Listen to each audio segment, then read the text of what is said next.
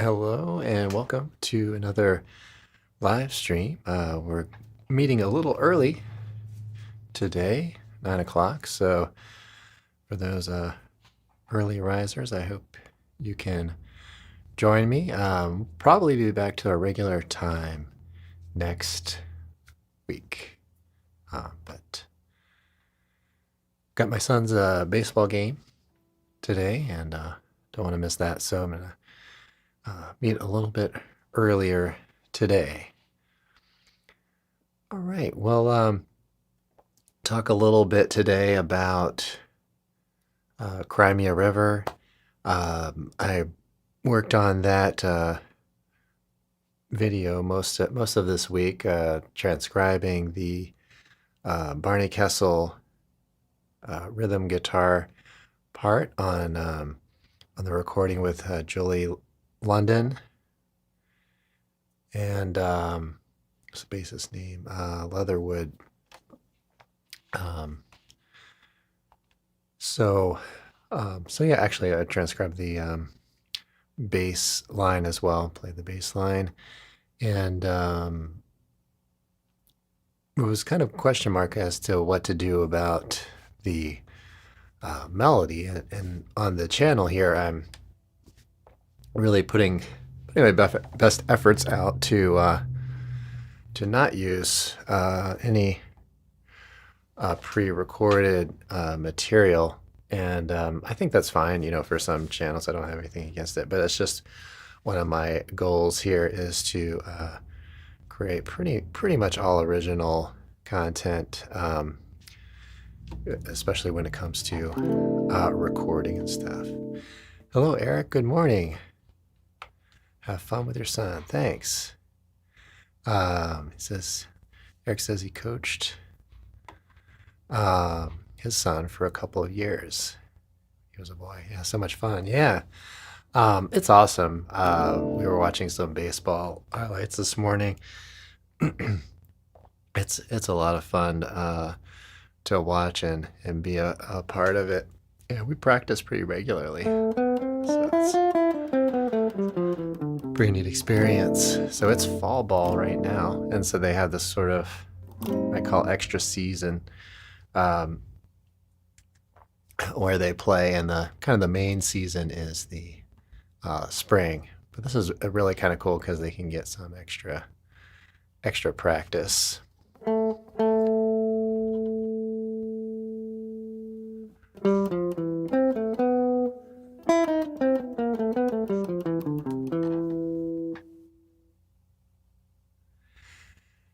Yeah, so what I did was I created a kind of electric piano kind of melodic line that kind of sits fairly close to the rhythm and maybe the dynamics of the original.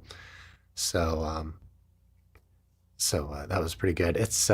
It's really kind of a challenge to get the articulation. I didn't dig quite that deep into it, but just something to kind of get the melody across, but kind of mainly about the guitar, of course. But I did put some effort into the timing and the some of the dynamics of the vocal.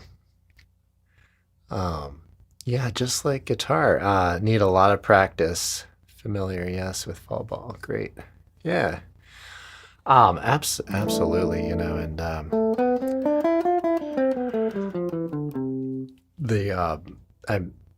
really kind of ingrained this idea of daily practice, into my thinking, like on kind of like on everything. So it's really something that I try to maybe communicate to others who maybe just didn't get into that whole thing. And so I think it's really rewarding to do anything kind of every day, and just that repeated practice, just you get good at stuff with anything that you do every day.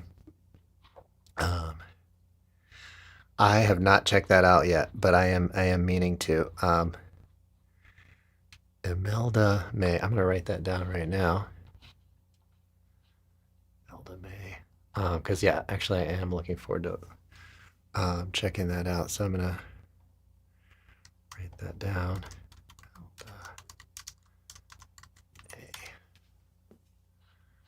Yeah, I will check that out. That's pretty cool. You were saying he does the intro. That's pretty cool. What a great intro. You know, it's really, really awesome and amazing. It was really fun putting together the bass and the guitar together and how that interplay works. Really, really kind of cool.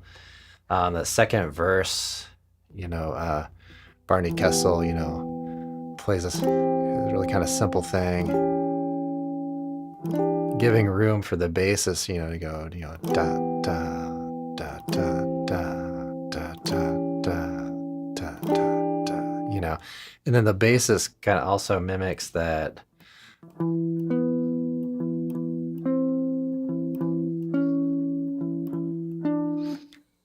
Something like that. Anyway, I did play it at one point on the bass, but yeah, Jeff Beck is amazing, and his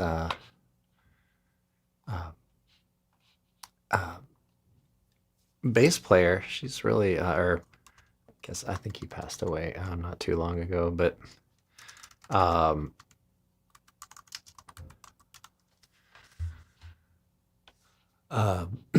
back in 2023, but it's got this really, or had this really young, pretty hip bassist that she's really kind of cool. I think she sings and writes. Yeah, Tal Wickenfeld. She's really neat. So you know, follow. I would recommend to anybody who hasn't already to kind of follow her, and really, really amazing bassist.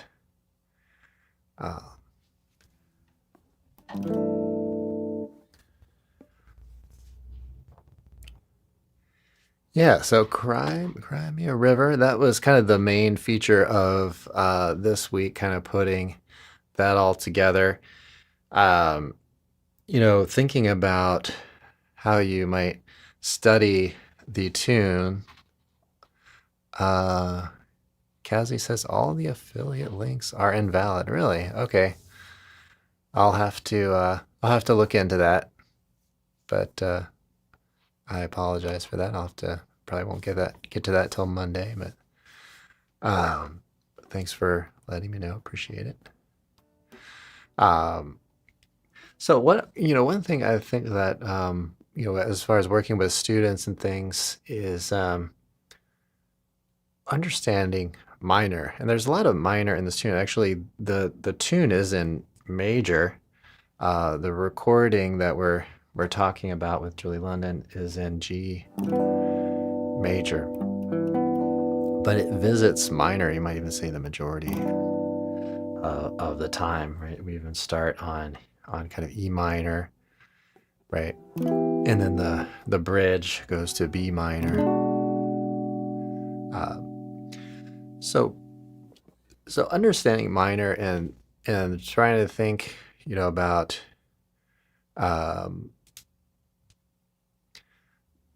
the key signatures and how to handle those things. Let me just discuss a little bit of kind of a fundamental issue between minor and major. So if we're in major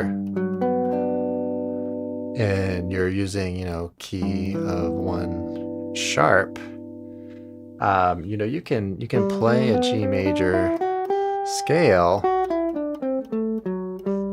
and stay completely inside the key signature there, and you're going to be able to outline a tonic very easily, very clearly. No changes necessary. So the relative minor in a key signature like key of 1 sharp is a little bit different, right? Because in order to get a 5 chord, we have to have a D sharp here at minimum, right? For this to sound like a tonic. So the minor key signatures, are helpful as maybe a starting point and describe tonality, but we really have to work at making a little bit of adjustments to outline the 5 chord. Eric says, yeah, it makes the tune very compelling, the minor major contrast. Yeah, absolutely. Yeah. And it's pretty cool where the bridge, just speaking on that a little bit, Eric, because that's a great point. We get this B minor for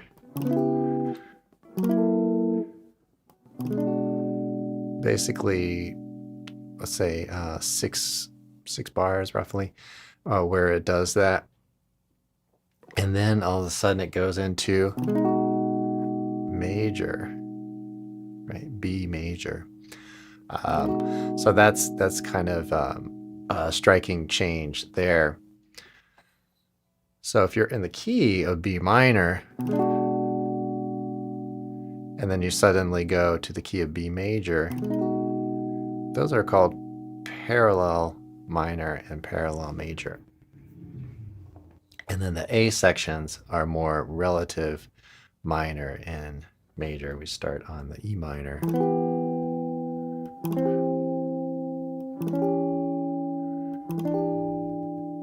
And even just this motion, which is pretty common too, you can probably find this in a lot of tunes. Even this motion kind of points out, you could have the these variety of notes from the 5th up through the 7, right? These notes all from the 5th up through the root are all very much in flux through a minor type moments in tunes, or tunes that are in minor keys, right? So we just survey through. So for example, let me back up a little bit. So if we have the intro, we go to kind of E minor, A minor, then we get kind of a 5 of 5 in E minor, 5, and that sets up the 6th chord on the verse. So you can see this note, right, surveying through, and then we're going to go through the minor,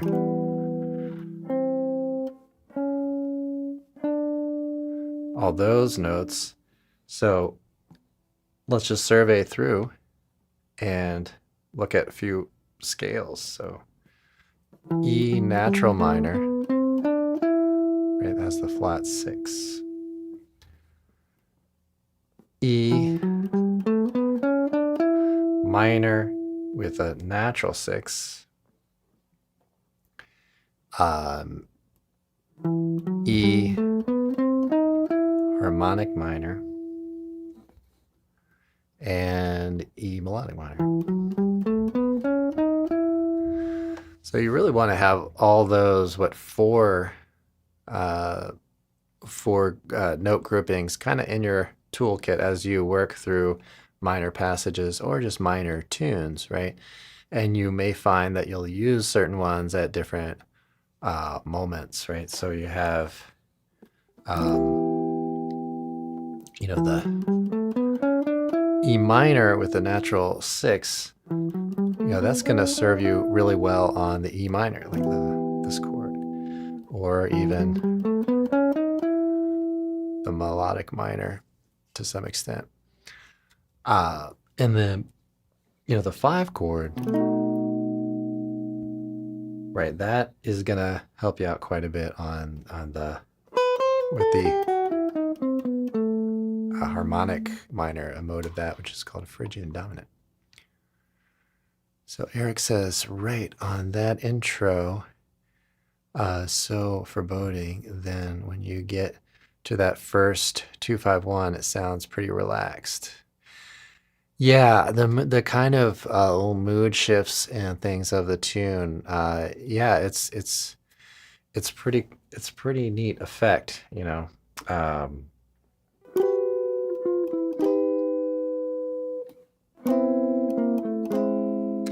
and yeah, kind of the colors of the chords too. You know, this is, I think I mentioned, it sounds a little bit kind of mysterious on the podcast. You know, the minor major seven kind of sound, right? It's really kind of,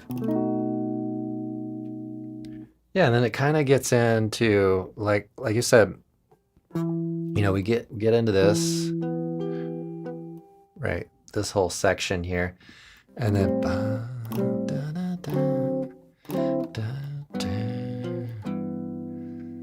right. Well, you can do. I'm not gonna sing. I shouldn't sing. And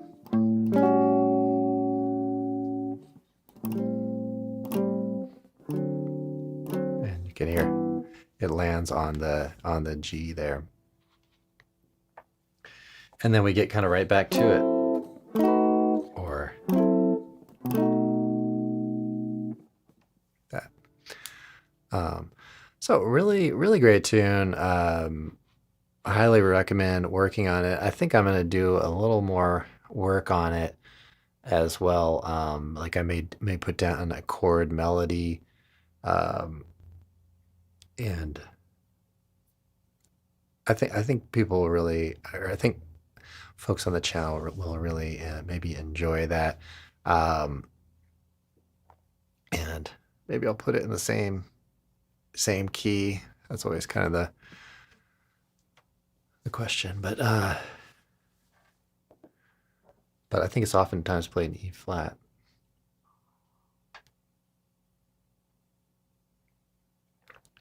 All right, good time to mention like and subscribe. I changed up the logo on the mugs. So if you'd like to help support the channel, the growth of the channel, and everything, check out the store, which has been pretty new. It's only been up for like maybe a month, and so I changed the design a little bit more towards the podcast. So it says something like guitar and improvisation podcast with just one of the little logos. Also I've got one book on there, the C minor drills, which I've been working through with a student of mine, and that's showing to be very beneficial. All right, and let's see. Let's do the whole like and subscribe, share, and comment. I'm really looking to get to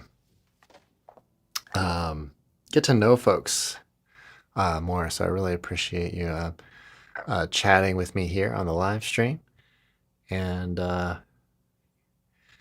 if this earlier time is better for folks, we'll take a little survey here, and we'll see. But that could work okay for me too, I think. All right, I'll do a little noodling here. I'm going to mute my mic.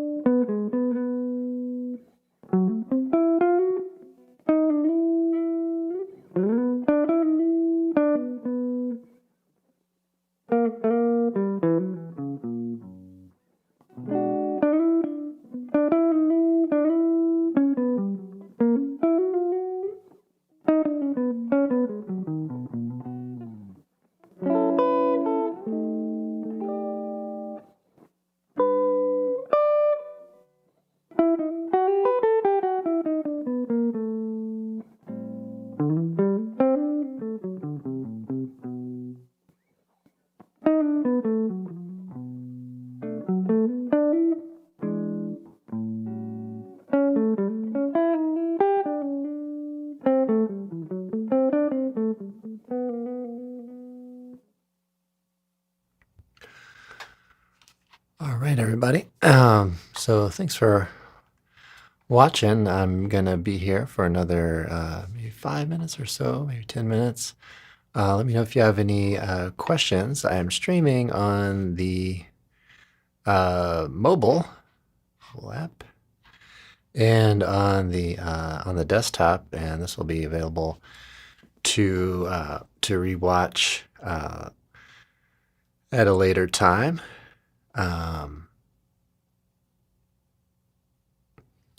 Oh, for this guitar, yeah, this one. This is the Ibanez. This is AS200. When I bought this, they've renamed this line the AS2000, I believe. But this is one of the Japanese models, Japanese-made models.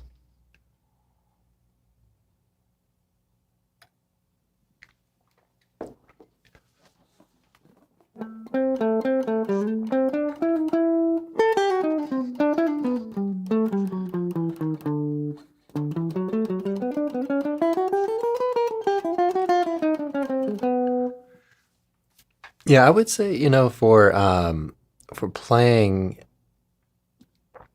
if you want, kind of depends on what you're working on doing, but this is a really good at least style of guitar to play, kind of to cover a lot of styles and things. So semi-hollow, so it's solid in the middle and then hollow on the sides. Eric says, how about some Theory Concepts minor 251s, Grimy River? Yeah, absolutely. So,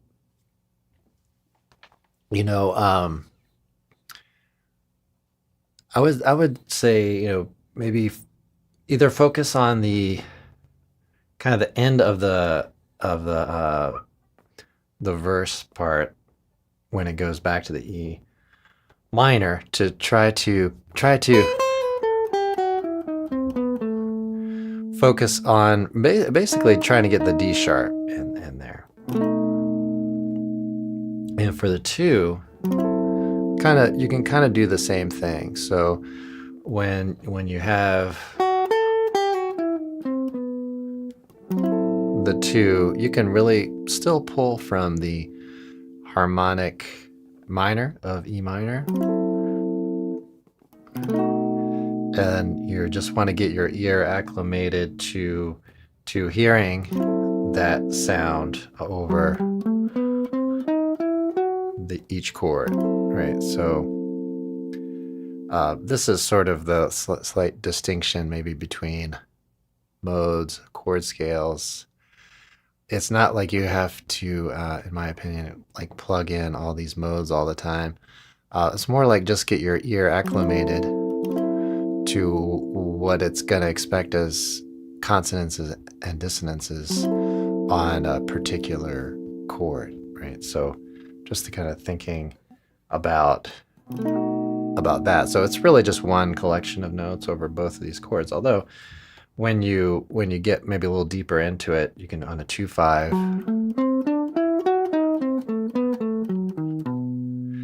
you might do a little more variety over each one.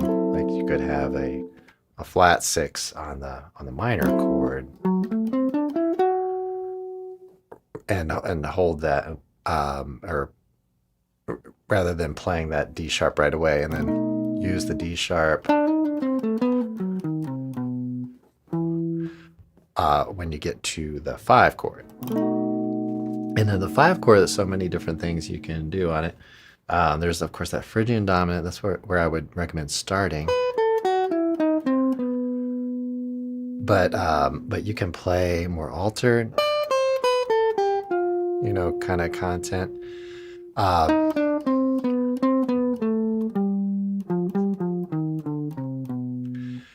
You could also play like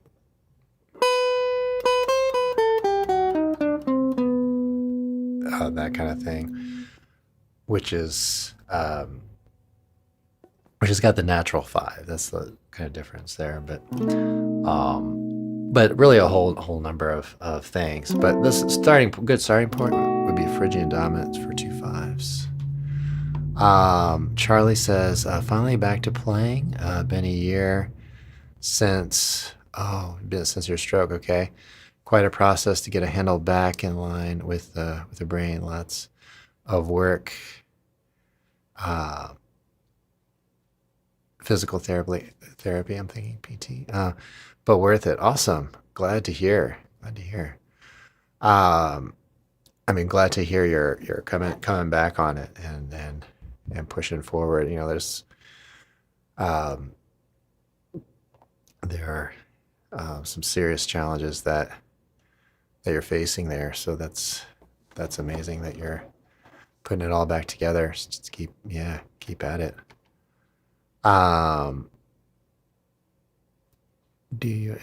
Eric says, do you ever think of those harmonic minor triads? In practice, I'd really recommend thinking about things and then like that, and then kind of getting it to internalize, so you're not necessarily thinking too much during the improv, but it might be kind of an afterthought, like, oh, that was that thing I practiced 6 months ago or something. But yeah, harmonic minor triads. This kind of points out one thing I would really recommend folks to do is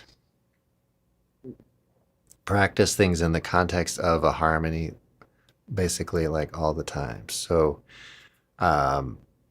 when you think about harmonic minor, you're probably going to get most value out of working on the 5 chord, right? So then set up a backing track or a looper and get that going, and then practice the E harmonic minor. So it's technically like a mode of that, and then see what triads you can you can put into that, right? So you can have a diminished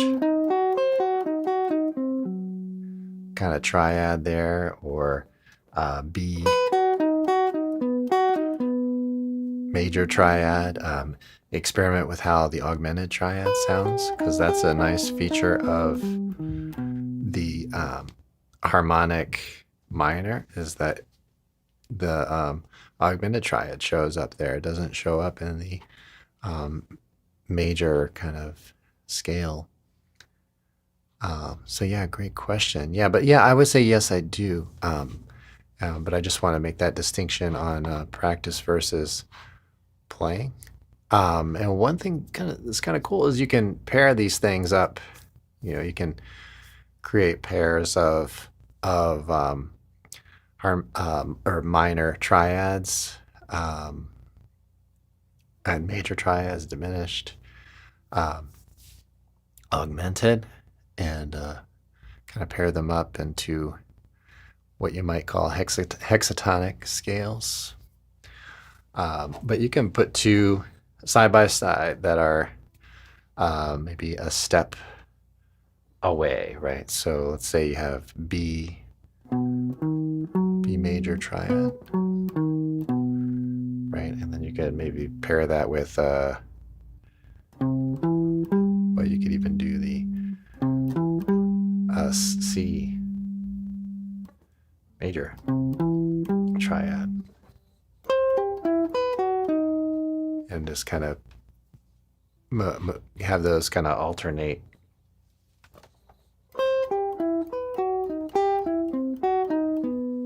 It's kind of a cool sound. Eric says, right, makes sense. Have to get it out of the practice room and into playing by deliberate practice. Yeah. And that's, sort of a phenomenon that I've found over the years, which is practice something and you just kind of, I hate to make it sound this loose, but see if it shows up in your playing at some point. And I would set really low expectations on the time it takes, I would say 6 months, a year sometimes is optimistic for something to really show up. But if you can get the harmony connected with what you're playing, I would say it will show up. But you have to have a little trust that it's gonna be there at some point, and try to not force it into the playing or anything like that. All right, everybody. Well, I'm going to wrap it up here for today. Thanks so much for joining. Thank you, Eric, for your questions, and Charles, and I apologize if some of these names I'm not sure how to read those, but Arnell had a suggestion there on Bruce Springsteen's tune. I don't know that one. And Charles, I'm inspired by your story, and yeah, keep at it. Keep at it. Got a request for Nirvana. I'm not sure if I'm going to do too many requests on the live stream. I really do like to prepare ahead of time and all that, and warm up on things. But I have done a few little things here and there. All right, everybody. Thanks for watching again, and I'll see you all in the next one.